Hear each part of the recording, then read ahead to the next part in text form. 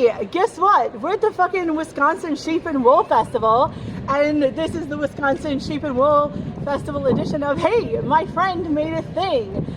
And my friend that I have today is... Hi, I'm Evie from Jilly and Eve. So, I just finally got to talk to Evie in person. She is a fiber artist, so that's so dope. Can you tell our people what a fiber artist is? I make things from fiber, so sheep's wool, alpaca, I make things from cotton, anything, linen, flax, if it's fiber, I make stuff. So you're not like fiber monogamous at all? You'll just... all the fiber, give me all the fiber. Just very, very fiber poly. I'm down with that. See? Yes. Fiber positive. Ooh, fiber positive. I like that. I'll work with acrylic too because I don't fiber shame. Oh, okay. We don't fiber shame here. We'll get dirty. We'll get so nasty. We'll work with acrylic. We'll work with nylon. We're not. You guys, there are sheeps here. Have you seen them? I saw some in the field when we pulled in. Oh my God, you but guys. I haven't been up close yet. Oh, you got to see the lambs. Yes. I have so much to do still. It's huge. There's so much going on. This place is huge, and I've literally only been in like these two barns, and it's already so overwhelming. What are you here doing? Are you here showing off your stuff, or? I didn't bring any of my own stuff, and actually that's the Not thing. It's too hot to wheels? wear anything wool. Yeah, right. No, I'm mostly here to meet people, see people, and see, what's going on with community. That's so cool. Yeah. See, that's one of the things I really like about the stuff you do on social media. Thank you. Is that you get all sorts of other fiber artists on to talk about it. I know you had someone to talk about Sharka stuff. Sharka wheels are part of the revolutionary movement in India, and I think I just have to tap it.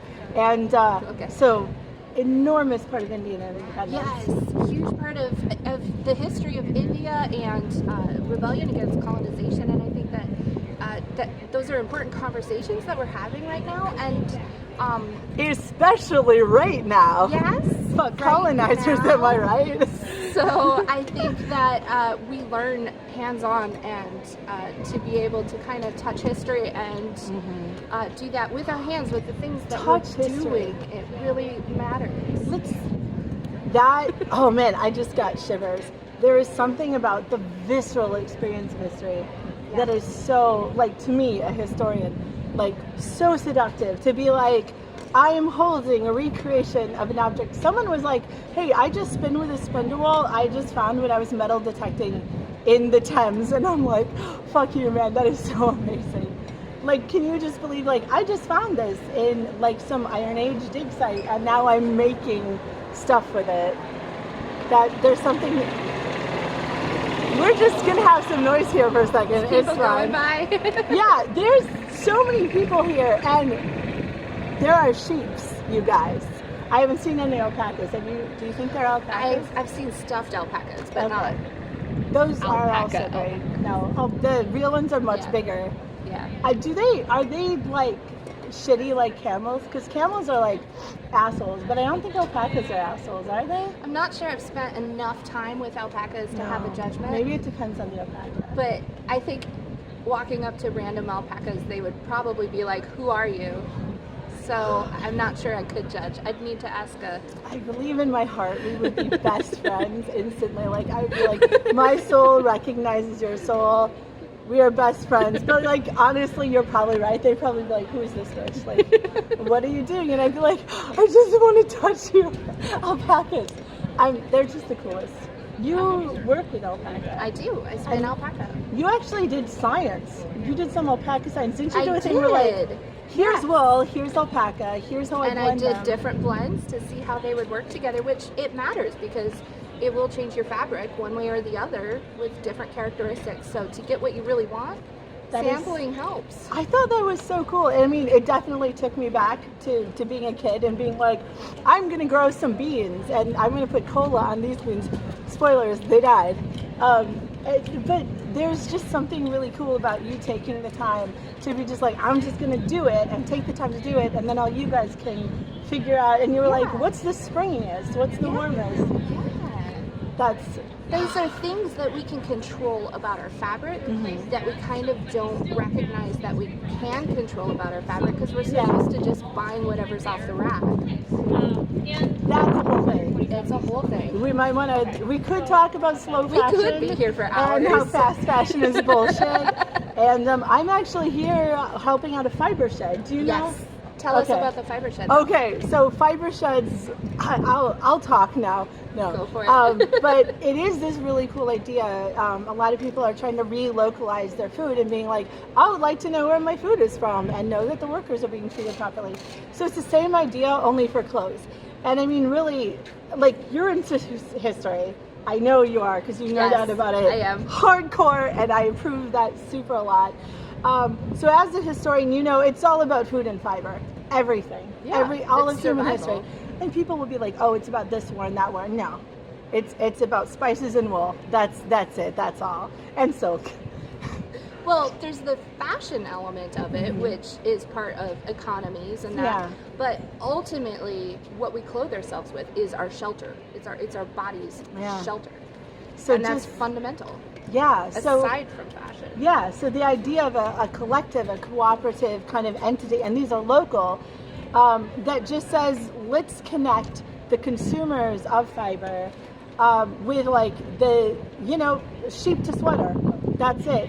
And the idea, like, I got my first puff of wool that I learned to spin on, right? And I called up this lady that I'm working for today, and I was like, what can you tell me about this wool? I don't know anything about wool. And she goes, well, that wool came from Abigail. And I'm like, it blew my mind. She just so casually, she said, that wool that you were spinning came from a sheep named Abigail. And I was like, I love you, Abigail. I'm spinning a sweater right now from Lily. From a sheep named Lily. A sheep named Lily. That's so beautiful. And I love that I know that Lily is still happy today and doing well. I know where she lives.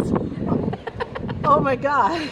You know that meme about like, I just learned that this entity existed and I would die for them, like instantly. I'm like, I care so much about Lily right now. Like, please let me know how She's Lily a sweetheart. She was a little bit sweaty last summer, but she's a sweetheart. Have you met Lily? I had to dye the wool because it was a little sweaty. That's so beautiful. No, because but that's part of it, right? That's part of slow fashion. Yes. It's like if you make your own clothes, sure, the seams give me a little drink sometimes if you have a headache that day. And right? But you could go to Walmart and buy a t-shirt that looks like $1 million other t-shirts and it's gonna fall apart in like 2 years. Or less. Yeah, or Lily could just be a little sweaty and maybe that's fine. And then we just, give her a little cover up, a little glow up. Yeah, we could all use a little glow up. Right. Isn't that just how it be? Oh man, I have had so much fun talking to you. I feel like I could talk to you for another 3 hours and we would not run out of things to talk about. I can talk about this stuff forever. This is my hyper-focused special interest. Hyper-focused. Do I sense a little like ADD going on? A little? No? Maybe that's just me. I would say nothing official, but I am definitely in the neurodiversity crowd. Feel you. Awesome. Like, I think that's why I'm so into spinning right now is I'm just like super hyper focused and I'm like, I'm gonna do this every day. Yeah, but it's also sensory. It's so sensory. It ticks every mark. And if you have a wheel that makes pretty sounds, you've got the auditory, like it's the rhythm. Just being able to put both of my feet on the treadle at the same time and be like, dude, I do it when I'm not even spinning. I'll literally just put my feet on the treadle and be like, boom, boom. It's awesome. Something really comforting about it. It's beautiful. Yesterday, I scrunched a sheep's butt. Like, just like reaching Is the sheep okay with that? I mean, the sheep was getting pets, so like, I'm hoping. The sheep was cool. Yeah, the sheep did not move away, so consent is important, guys. But like, just sinking your fingers into sheep's wool, like, I'm just saying, it's the best feeling in the world. That's awesome. I'm not weird, you guys. You need to do it, you'll understand. I can't make this sound not weird. Oh, it's a cycle of serotonin. The sheep love it, and we love it, and the sheep love it, and we love it. I actually just found out why scritches are amazing. Someone explained this to me. Because parasites have been like just an evolutionary pressure for every species. So like literally everything down to fish likes scritches. Because we always have fucking parasites. We always like getting scratched. And I'm like, oh my god. That's fascinating, I know. actually. And, like, it works on me. Like, someone goes like this, and I'm like, ah. So, facts. History. Scritch a sheep? Scritch a sheep today. Get consent. If the sheep's uncomfortable, don't scritch a sheep. But if the sheep seems fine with it, scritch a sheep today. Scritch a sheep. Scrunch its butt. Awesome. So, last question. So, we're not here all day, because I could do this all day, but what is something in fiber arts or this kind of... Oh, yeah, to talk about Socktober too. Shit, we forgot to talk about... Socktober is the thing in school. Make socks in October. Make socks. And that is Socktober. That is... Oh, that's way shorter than I thought it was going to be. I thought we would have to do a whole... Use the hashtag Socktober. It's Hashtag all over social Socktober. media. Yeah. It's a community thing. Anybody can join. Anybody. Make socks. Crochet, knit, felt, whatever. I'm going to have to learn to make socks. I've never done that make before. socks. It's intimidating. So what is something in the field of fiber arts or slow fashion or any of these things that you're into that just has you super excited, like a thought or a philosophy or something that just gets you super hyped? I know you got something. Okay, I do have something, and you're going to freak out. Oh, I'm ready to freak out. Brace yourself. Oh, no. Okay, so I have some new stuff coming to my channel, projects that I want to explore. I've talked about this a little bit in the past, but I really want to lean in on the idea of history bounding into a modern wardrobe. However, not specifically the fashion of history, the techniques of history. Oh. Like, ooh, the techniques that we do currently with sewing and fabric and stuff, it's because we have modernized, industrialized textile system, right? Oh. So how is it different if we're working with hand spun and hand woven cloth? So not just to make historical garments, but you can even make modern garments. But like what if we had a cute sundress, but then we had like a tablet woven trim on it, right? Or like made our Dorset horn buttons, which are a historical thing. Oh my god! That we put on something that we're not wearing as costume, but as daily wear. Like we interact with these things regularly to experience them fully. I'm all about this. In fact, every winter in Wisconsin, I go into Operation Dress Like a Medieval Peasant. I literally wear my linen shift all winter, and then I just put wool on top of it. I just got 15 yards of linen. Oh my god. You are going to be...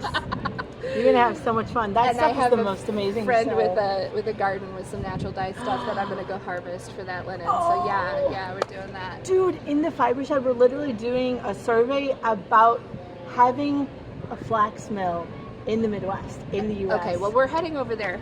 Yeah. I need to know more. Yes, okay. Well, we're going to go do that. So let's say goodbye to all of our people. And thank you so much for watching. And go check out Evie's thing, because she does lots of cool stuff, and it's amazing. Just check it out. Jillian Eve on YouTube and Jillian Eve FA for Fiber Art on Instagram. Awesome. Check that out. I will link in the description below.